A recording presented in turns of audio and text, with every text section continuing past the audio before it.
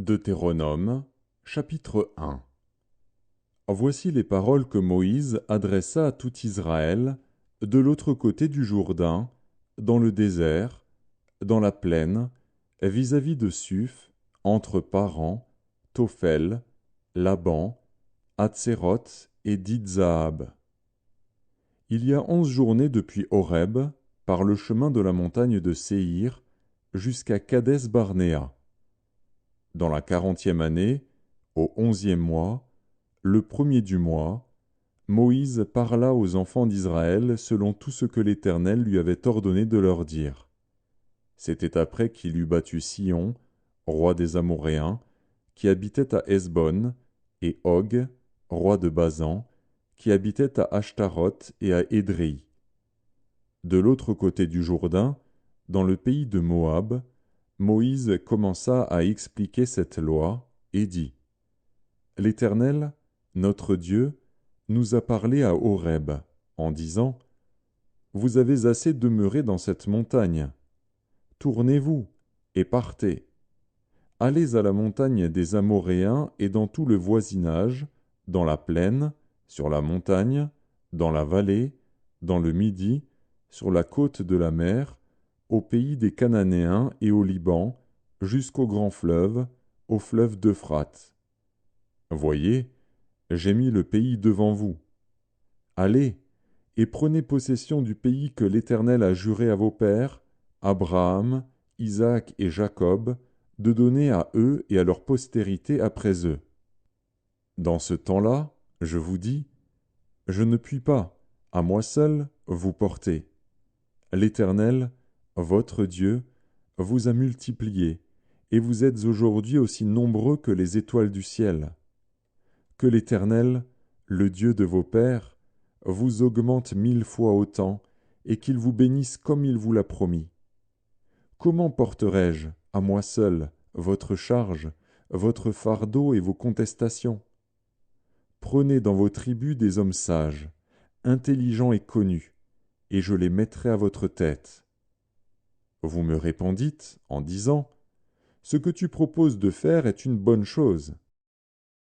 Je pris alors les chefs de vos tribus, des hommes sages et connus, et je les mis à votre tête comme chefs de 1000, chefs de 100, chefs de 50 et chefs de 10, et comme ayant autorité dans vos tribus.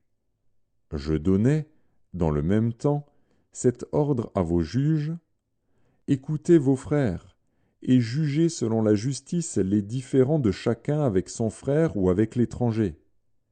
Vous n'aurez point égard à l'apparence des personnes dans vos jugements. Vous écouterez le petit comme le grand, vous ne craindrez aucun homme, car c'est Dieu qui rend la justice. Et lorsque vous trouverez une cause trop difficile, vous la porterez devant moi, pour que je l'entende. C'est ainsi que je vous prescrivis, dans ce temps-là, tout ce que vous aviez à faire. Nous partîmes d'Horeb, et nous parcourûmes en entier ce grand et affreux désert que vous avez vu. Nous prîmes le chemin de la montagne des Amoréens, comme l'Éternel, notre Dieu, nous l'avait ordonné, et nous arrivâmes à Kadès-Barnéa. Je vous dis, vous êtes arrivés à la montagne des Amoréens, que l'Éternel, notre Dieu, nous donne. Vois, l'Éternel, ton Dieu, met le pays devant toi. Monte, prends-en possession, comme te l'a dit l'Éternel, le Dieu de tes pères. Ne crains point, et ne t'effraie point. Vous vous approchâtes tous de moi, et vous dites : Envoyons des hommes devant nous, pour explorer le pays, et pour nous faire un rapport sur le chemin par lequel nous y monterons et sur les villes où nous arriverons. Cet avis me parut bon. Et je pris 12 hommes parmi vous, un homme par tribu. Ils partirent, traversèrent la montagne, et arrivèrent jusqu'à la vallée d'Eshcol, qu'ils explorèrent. Ils prirent dans leurs mains des fruits du pays, et nous les présentèrent. Ils nous firent un rapport, et dirent : C'est un bon pays, que l'Éternel, notre Dieu, nous donne. Mais vous ne voulûtes point y monter, et vous fûtes rebelles à l'ordre de l'Éternel, votre Dieu. Vous murmurâtes dans vos tentes, et vous dites, c'est parce que l'Éternel nous hait qu'il nous a fait sortir du pays d'Égypte, afin de nous livrer entre les mains des Amoréens et de nous détruire. Où monterions-nous? Nos frères nous ont fait perdre courage en disant, c'est un peuple plus grand et de plus haute taille que nous. Ce sont des villes grandes et fortifiées jusqu'au ciel. Nous y avons même vu des enfants d'Anak. Je vous dis, ne vous épouvantez pas, et n'ayez pas peur d'eux. L'Éternel, votre Dieu, qui marche devant vous, combattra lui-même pour vous, selon tout ce qu'il a fait pour vous sous vos yeux en Égypte, puis au désert, où tu as vu que l'Éternel, ton Dieu, t'a porté comme un homme porte son fils, pendant toute la route que vous avez faite jusqu'à votre arrivée en ce lieu. Malgré cela, vous n'eûtes point confiance en l'Éternel, votre Dieu, qui allait devant vous sur la route pour vous chercher un lieu de campement, la nuit dans un feu afin de vous montrer le chemin où vous deviez marcher, et le jour dans une nuée. L'Éternel entendit le bruit de vos paroles. Il s'irrita, et jura en disant, aucun des hommes de cette génération méchante ne verra le bon pays que j'ai juré de donner à vos pères, excepté Caleb, fils de Jéphuné. Il le verra, lui, et je donnerai à lui et à ses enfants le pays sur lequel il a marché, parce qu'il a pleinement suivi la voie de l'Éternel. L'Éternel s'irrita aussi contre moi, à cause de vous, et il dit, toi non plus, tu n'y entreras point.